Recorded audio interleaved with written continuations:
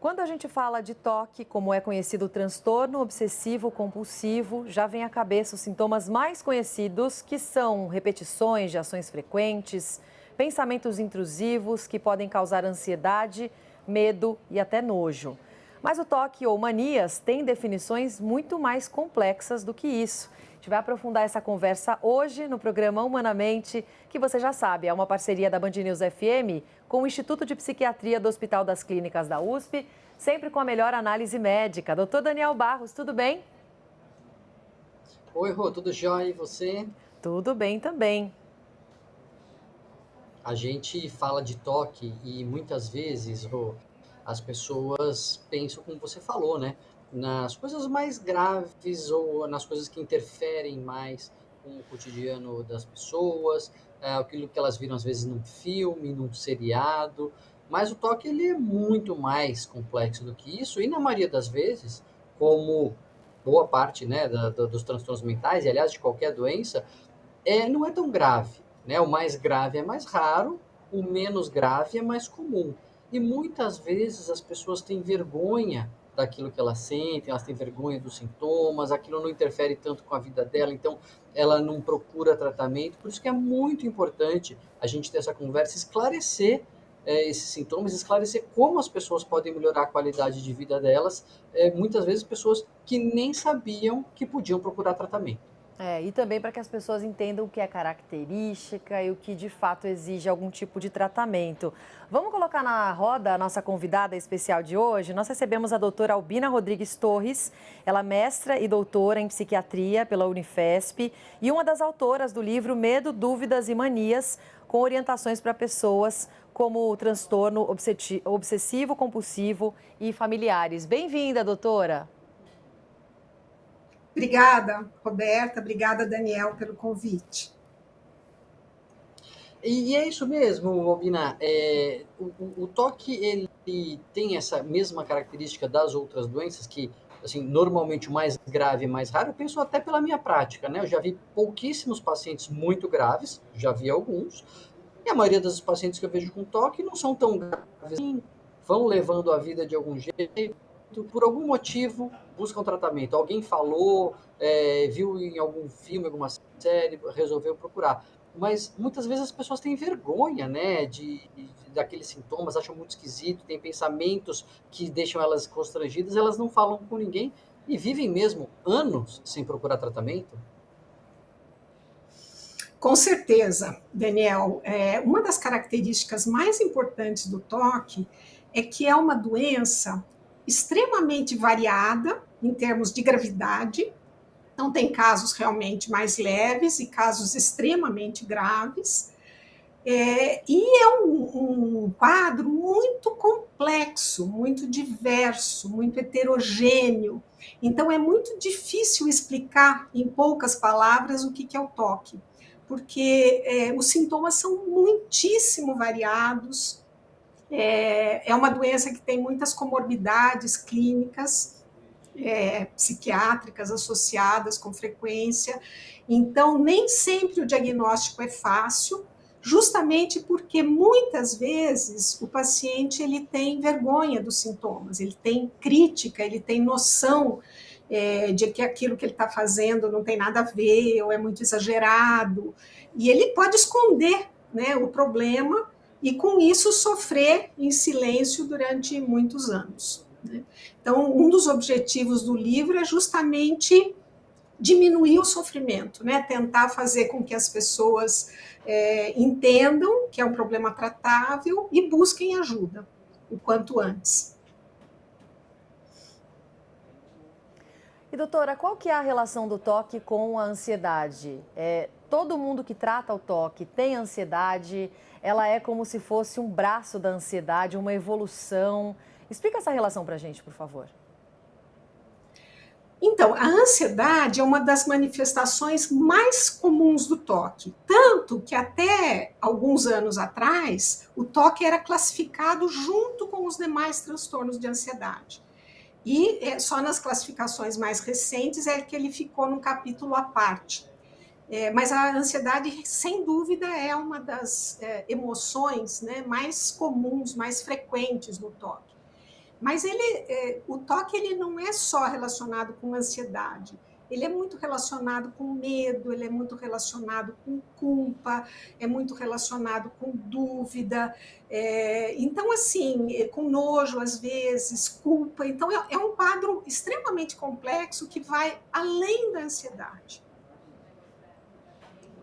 E acho que é importante, Albina, para o ouvinte, né, pensar, porque como todo diagnóstico, às vezes ele extrapola o seu rigor na aplicação, ele vai entrando na linguagem leiga e as pessoas começam a usar de uma maneira pouco rigorosa, né? Ah, então eu levei um susto, eu tive um pânico, eu fiquei triste no final de semana, eu tive uma depressão esse final de semana, coisa que a gente sabe que não é assim. E o toque, ele tende a ir um pouco por esse caminho. Muitas vezes, se a pessoa é muito organizada, elas dizem, olha lá, já tem toque. Ah, esse aqui é o meu toque porque eu não gosto de ver as coisas bagunçadas. É, e, obviamente, essa não é uma aplicação rigorosa do termo. Então, assim, para o ouvinte, em gerais, claro que os critérios nós variar, as apresentações dos quadros vão variar, mas em linhas gerais, quando que o ouvinte deve realmente se preocupar em procurar uma ajuda? Quando ele fala assim, bom, isso aqui não é só uma organização normal, isso aqui pode ser um toque. Quais são os sinais de alerta? Eu acho, isso que você falou é super importante, Daniel, porque existe um contínuo, né? Todos nós temos pensamentos ruins, todos nós temos medos, todos nós temos manias, todos nós temos dúvidas, né? Então, o diagnóstico, ele é feito quando essas manifestações, elas começam a tomar muito tempo da vida do indivíduo. Então, pelo menos 1 hora por dia envolvido com esse tipo de sintoma. Quando aquilo traz um sofrimento significativo para a pessoa e para os seus familiares, e quando as manifestações começam a interferir no dia a dia, nas coisas que o indivíduo quer fazer, nas coisas que ele, nos seus planos, no seu trabalho, no seu estudo, na sua vida familiar, na sua vida social. Então, precisa ter o critério de tomar tempo, interferir realmente na vida e gerar um sofrimento significativo. Tá? Em linhas gerais, seria isso. E antes da gente voltar para o segundo bloco, já com uns dados que foram levantados aqui pela nossa sala digital, com as principais dúvidas das pessoas, doutora, quais são os principais tipos de toque que a gente tem? As pessoas têm muito a imagem do toque, por exemplo, de tomar banho, de limpar as mãos, de toque muito ligado sempre à limpeza. Mas existem tipos bem variados, né? Sim.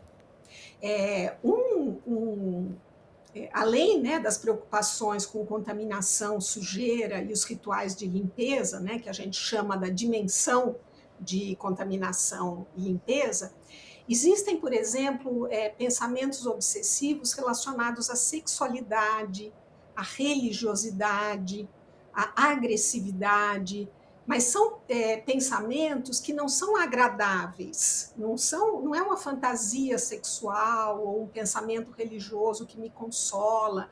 Pelo contrário, são pensamentos que vão contra os meus valores, as coisas que eu acredito. Então, são pensamentos que geram culpa, ansiedade, medo, que às vezes eles podem vir na forma de impulsos indesejados. Então, de repente eu estou com uma criança pequena e vem a sensação de que eu posso perder o controle e agredir essa criança pequena ou cometer uma agressão sexual contra alguém. Então, são pensamentos que são muito, muito, muito ansiogênicos e que geram muita culpa, muita vergonha, porque são contrários aos valores do indivíduo. Então, os mais comuns realmente são preocupação com esses que eu já relatei, que podem estar associados, por exemplo, com comportamentos evitativos. Então, por exemplo, eu não fico sozinha com uma criança porque eu tenho medo de agredir. Eu não manuseio faca porque eu posso agredir alguém que eu amo com essa faca. Eu não cozinho porque eu posso jogar veneno na comida. Então, uma série de comportamentos evitativos que nem sempre são muito facilmente identificáveis. Tá? E algumas pessoas têm principalmente compulsões, né, que são as manias ou os rituais, sem que ela tenha pensamentos obsessivos muito claros. Então, por exemplo, eu lavo a mão repetidamente, não porque eu estou achando que eu estou contaminada, mas porque eu tenho uma sensação esquisita na mão, parece que está meio engordurada, por exemplo. E eu tenho que lavar toda hora e essa sensação ruim não passa. É o que a gente chama de fenômeno sensorial. Ou então eu olho um objeto, um quadro na parede e eu penso assim, não está do jeito certo. Então eu tenho que ir lá arrumar. Eu não tenho propriamente uma obsessão, mas é uma sensação, né, um fenômeno sensorial, visual, de que aquilo não está do jeito que tinha que ser. Então eu vou lá e endireito. Tá? Então, ou eu posso acumular, por exemplo, objetos, acumular coisas porque eu tenho medo de jogar fora e precisar depois, ou eu tenho medo de contaminar alguém se eu jogar fora, eu posso querer ver o que estava escrito naquele papelzinho e não vou ter como. Então, você pode ter obsessões e compulsões associadas, você pode ter mais obsessões e comportamentos evitativos, ou você pode ter fenômenos sensoriais com compulsões sem uma obsessão muito clara. Então, veja como é um quadro variado, complexo e, às vezes, de difícil diagnóstico. Vou chamar aqui para a gente alguns dados que foram levantados pela nossa sala digital da Band para esse programa, que mostram o interesse das pessoas, primeiro, sobre mania. Para quem está no YouTube, está vendo o gráfico. Para quem está no rádio, eu vou contar que as perguntas selecionadas nos últimos 5 anos foram principalmente sobre como parar com a mania, como tirar mania de criança, mania de limpeza é uma doença, se é possível pegar manias de outras pessoas pelo convívio e diferenças entre mania e costume, aí saindo um pouquinho do nosso assunto, que é o tratamento ao transtorno mesmo, mania. A gente tem mais uma tela aqui que mostra as principais buscas por toque. Não só o que é, se tem cura, o que significa, mas também se o toque pode enlouquecer, que acho que é uma boa questão para a gente aprofundar também, né, doutor Daniel? Tem mais uma tela com algumas questões relacionadas às dúvidas sobre toque, como se livrar, como tratar. Quem é toque é mais inteligente? Quem tem toque. O que é toque religioso e como controlar o toque, doutor? Você vê que vários temas a gente já abordou aqui, né, ao longo da nossa conversa. O toque religioso, ele é uma coisa extremamente incômoda para as pessoas, para os pacientes, eles têm muita vergonha, né, dos pensamentos ruins que eles têm com relação à religião, não gostam nem de tocar no assunto. A Albina pode falar, né, nas consultas, eles não querem nem comentar, e você pergunta, eles ficam assim, às vezes, muito incomodados. Mas é interessante como a gente vinha falando no primeiro bloco, né? Existe um contínuo entre a pessoa ter uma certa mania, um certo comportamento ali que é o jeitão dela e o quanto isso pode passar do controle. Por exemplo, o toque de simetria, né? A pessoa vê um quadro torto e aí ela tem a sensação de arrumar. Muita gente vai falar, puxa, mas eu tenho isso, será que eu tenho toque? Calma, o quanto isso domina a sua vida, né? O quanto você é obrigado, você não consegue deixar para lá, você tem que voltar para casa para ver se ficou certo mesmo ou não. Nunca está certo, você endireita, mas você não fica confortável porque não está absolutamente perfeito. Então, o toque tem esse aspecto de dominar a sua vida, que é um pouco o que as pessoas acham que chamam aí leigamente de enlouquecer, né? Enlouquecer no sentido de perder o controle. Bom, a pessoa com toque, ela está realmente menos no controle. A doença começa a controlar a vida dela a ponto dela fazer coisas que ela não quer ou deixar de fazer coisas que ela quer. Agora, enlouquecer de perder o contato com a razão, aí essa eu acho que eu vou deixar para a Albina responder. Pode, Albina, a pessoa perder o contato com a realidade mesmo por causa do toque? Então, isso é muito, muito, muito raro.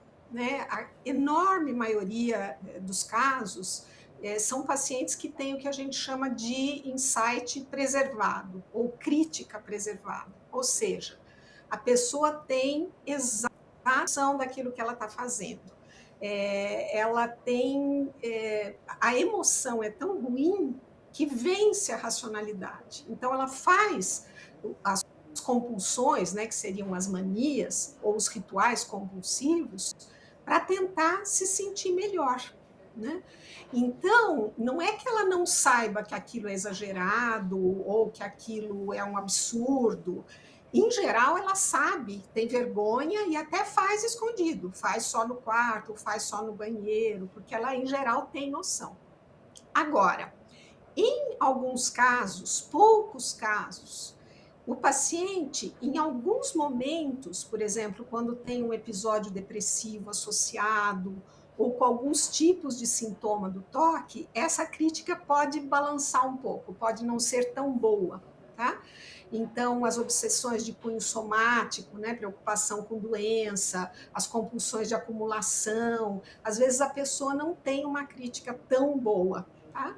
Casos muito graves, em que a crítica também está mais prejudicada, mas, em geral, a crítica está preservada. Então, o indivíduo sabe o que está fazendo e tem vergonha daquilo que está fazendo. Tá? E uma coisa muito importante é que muitos pacientes, um dos sintomas mais comuns do toque é o medo de enlouquecer, é o medo de ficar louco ou louca, né? Isso não significa risco, né? Medo é uma coisa, risco é outra, né? Então, assim, mesmo quando o indivíduo perde um pouco a crítica em relação quanto é razoável aquilo que ele está fazendo ou pensando, com o tratamento, a crítica tende a melhorar. Então, gradualmente, o paciente vai recuperando essa noção de que ele precisa lutar contra as manias, porque elas não ajudam, são irracionais, não fazem sentido. Então, com o tratamento, em geral, a crítica melhora novamente. Mas e no caso de idosos, hein, doutora? Você estava falando da crítica, da pessoa ter essa noção, mas podem existir doenças também, junto com o toque, outras doenças psiquiátricas também que acabam agravando esse quadro? Com certeza.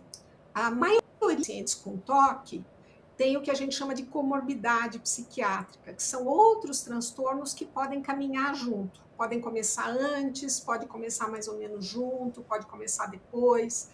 Então, o quadro mais comum nas pessoas que têm toque é a depressão, tá? Ou episódios depressivos, né? Que se associam, em geral, depois do início do quadro, a pessoa pode ter episódios depressivos. É muito comum também transtornos ansiosos, então, transtorno de ansiedade generalizada, transtorno de pânico, agorafobia, fobia específica, transtorno de ansiedade social, transtorno de ansiedade de separação em crianças. Então, assim, é muito comum, além do toque, existirem outros quadros comórbidos ou associados, transtorno de estresse pós-traumático, transtorno de déficit de atenção, hiperatividade, enfim, transtorno dismórfico corporal, transtorno de ansiedade em relação à doença, tricotilomania, skin picking, enfim, transtornos de controle de impulso. Então, o toque ele precisa ser entendido como uma doença que raramente ela é pura, raramente ela é um quadro único. Então, o diagnóstico tem que levar em conta essas outras comorbidades, mas a boa notícia é que muitos dos tratamentos, por exemplo, farmacológicos utilizados para o toque, também ajudam nessas outras comorbidades. Acho que no próximo bloco a gente pode entrar, então, mais aprofundadamente sobre o tratamento, né, Rô? Sobre as medicações, quando tomar, quando não tomar, psicoterapia, que tipos de intervenções, além de remédio e de terapias, podem ser eficazes para o paciente com toque, né, para aliviar o sofrimento e aliviar os sintomas. De forma geral, em linhas gerais, como que a gente trata o toque? Eu acho que a coisa mais importante, inicialmente, é lembrar que o toque é um círculo vicioso. Então, eu tenho um pensamento ruim que gera uma emoção desagradável, aí eu tenho um comportamento repetitivo que alivia aquele mal-estar temporariamente, logo em seguida eu tenho um novo pensamento ruim e eu vou fazer a mesma coisa cada vez mais, e o paciente vai, digamos assim, se escravizando, né? Ele se torna algoz de si mesmo, né? Então, é um círculo vicioso. Então, a coisa mais importante, primeiro, é o que a gente está fazendo aqui, né? E que é o objetivo do livro. Psicoeducação, conhecer a doença, conhecer o problema, né? Saber como é que ele funciona, saber o que, que ajuda, o que, que atrapalha. Então, assim, uma das coisas que é muito importante é a pessoa tomar para si um pouco as rédeas, né, do tratamento. Então, com orientação, evidentemente, de um terapeuta de preferência comportamental ou terapia cognitivo-comportamental, com o apoio, né, desses profissionais, começar a tentar quebrar esse ciclo vicioso. Então, resistir às compulsões, resistir às manias. Então, eu tenho a impressão ou tenho a dúvida se eu estou com a mão contaminada ou suja e tal. Então, tentar evitar correr para a torneira e lavar a mão e passar álcool e lá, porque isso só reforça o medo, o mal-estar, a dúvida, né? Então, assim, o que, que o paciente tem que resistir, né? E ter o apoio da família para resistir? Resistir às compulsões, aos rituais compulsivos. E procurar também não dar muita importância para os pensamentos negativos.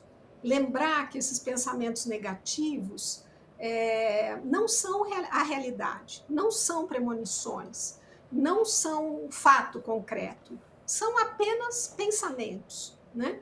Então, não dá muita bola, porque quanto menos bola eu dou para o pensamento, mais rápido ele vai embora, mais rápido ele passa. Quanto mais eu resisto ao pensamento, eu não posso pensar isso de jeito nenhum, aí a nossa mente ela vai justamente fazer o contrário. Aí é que esse pensamento vai vir com toda a força, né? Então, a base da psicoterapia considerada mais eficaz para o toque é nesse sentido, é tentar resistir aos rituais, que é para ir quebrando esse ciclo, e não dar muita bola para os pensamentos, tomar uma certa distância dos pensamentos e não levar a sério o conteúdo desses pensamentos. Tá? Isso do ponto de vista Muitas, de psicoterapia. muitas vezes a Pois não. informação já não suficiente, mas é importante, né, Albina? Assim, o paciente entendendo que, puxa, tá bom, isso aqui, eu não vou atacar ninguém com a faca, isso é um pensamento contrário à minha vontade que faz eu achar que eu vou fazer isso, mas a minha aflição já é prova de que eu não vou fazer, então eu não vou me preocupar tanto com isso, ele já quebra esse círculo vicioso que vai alimentando, né, essa angústia. E também tem as medicações que geralmente a gente vê os pacientes usando antidepressivos que, apesar do nome, são usados também para toque, não é isso? Sim, sim. Então, do ponto de vista psicoterápico, é isso mesmo: é se expor gradualmente, lentamente, com apoio às situações temidas, das menos graves até as mais, né, as mais ansiogênicas, e evitar os rituais, né? Isso a gente chama de exposição com prevenção de resposta, né? E os medicamentos, sem dúvida, os medicamentos mais importantes no tratamento do toque são os antidepressivos, entre aspas, né? Que são da família, né, dos inibidores seletivos da recaptação da serotonina, né? Então, esse grupo de medicamentos são os medicamentos mais utilizados no tratamento do toque, mas tem também a clomipramina, que é um tricíclico, que tem um pouco mais de efeito colateral, é o antidepressivo mais antigo, tem a venlafaxina, que é um antidepressivo dual. Alguns pacientes podem precisar de uma associação dos antidepressivos serotoninérgicos com neuroléticos, risperidona, aripiprazol, enfim. Às vezes, né, em casos mais graves, você precisa associar algum neurolético, por exemplo. Tá? Mas o eixo do tratamento farmacológico são os antidepressivos serotoninérgicos, em geral, em doses um pouco mais altas do que a gente usa para depressão, normalmente. E é bom lembrar também que são medicamentos que demoram para fazer efeito. Né? Às vezes, eles demoram até 12 semanas para ter o efeito completo. Então, para quem está ouvindo, começando o tratamento, não adianta tomar o medicamento uma semana, 2 semanas e falar, não está funcionando para mim. Tem que ter paciência, porque o efeito terapêutico, às vezes, ele é um tanto demorado. Tá? E sempre importante associar, sempre que possível, associar com psicoterapia e não só o medicamento, porque o medicamento não vai mudar comportamento, não vai agir diretamente nas compulsões. E nesse sentido, doutora, qual que é a importância do estilo de vida para o tratamento do paciente, de bons hábitos? E também te pergunto, o paciente com toque vai ter que tomar remédio ao longo de toda a vida ou tem pacientes que conseguem fazer um desmame ao longo dos anos? Sim, sim, com certeza. Tem pacientes que conseguem se recuperar totalmente do quadro e dispensar o uso de medicamentos. Isso é muito mais possível de acontecer se o indivíduo estiver fazendo psicoterapia, né, não só tomando medicamento. E isso que você falou de mudanças de estilo de vida, eu acho que é um aspecto muito importante. Né? Hoje em dia a gente tem a medicina de estilo de vida, a psiquiatria de estilo de vida, que vem ganhando muita força, e realmente é um aspecto muito importante do tratamento, que é a gente, além do tratamento clássico, o que o próprio paciente pode fazer para se ajudar? Então, alimentação saudável, isso é muito importante. Hoje a gente sabe que a saúde intestinal, né, o microbioma intestinal está muito ligado, né, aos neurotransmissores e à nossa saúde mental.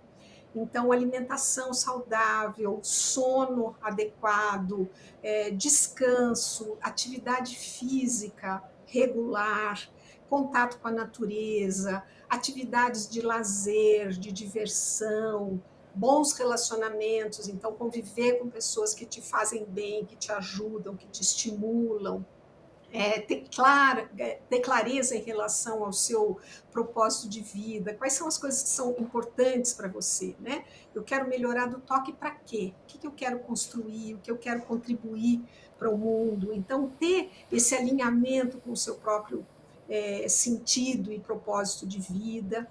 E outro aspecto muito importante que vem sendo estudado nos últimos anos são as práticas meditativas, principalmente práticas de mindfulness, atenção plena ou consciência plena.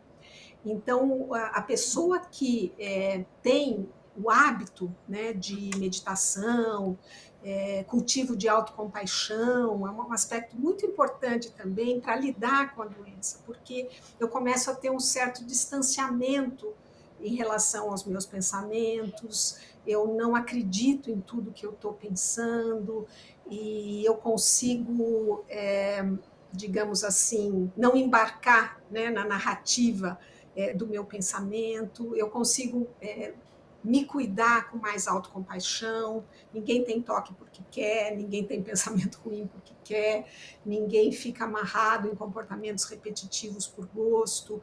Então, desenvolver essa capacidade de atenção plena, de viver o momento presente, porque quem tem toque está sempre antecipando o futuro, antecipando uma coisa ruim que pode acontecer amanhã se eu não fizer isso. Então, eu me sacrifico hoje para evitar uma coisa que pode acontecer amanhã. E as práticas de atenção plena trazem a pessoa mais para o momento presente, né? Trazem mais serenidade, mais tranquilidade. E, aos poucos, a ansiedade vai diminuindo e o paciente consegue lidar melhor com os sintomas. Então, todas essas mudanças de estilo de vida, hoje em dia, são consideradas muito, muito importantes. Assim, não são só complementares, mas elas são realmente muito importantes para que o tratamento corra melhor, né? Deslanche e a pessoa tenha realmente uma qualidade de vida muito melhor, muito mais bem-estar, muito mais felicidade, liberdade, enfim. Ou seja, trabalhar para uma vida saudável, né, Rô? Se a gente realmente trabalhar na direção de uma vida saudável em geral, a gente também vai ter mais benefícios na saúde mental e, por consequência, também no toque. Fica a dica que a gente sempre fala aqui no Humanamente, de tratar o corpo e a mente de forma integrada, né, Rô? É isso. Doutora Albina, muito obrigada por essa conversa com a gente sobre toque e manias, esclarecendo vários pontos importantes. Obrigada pela sua participação, bom trabalho e até uma próxima.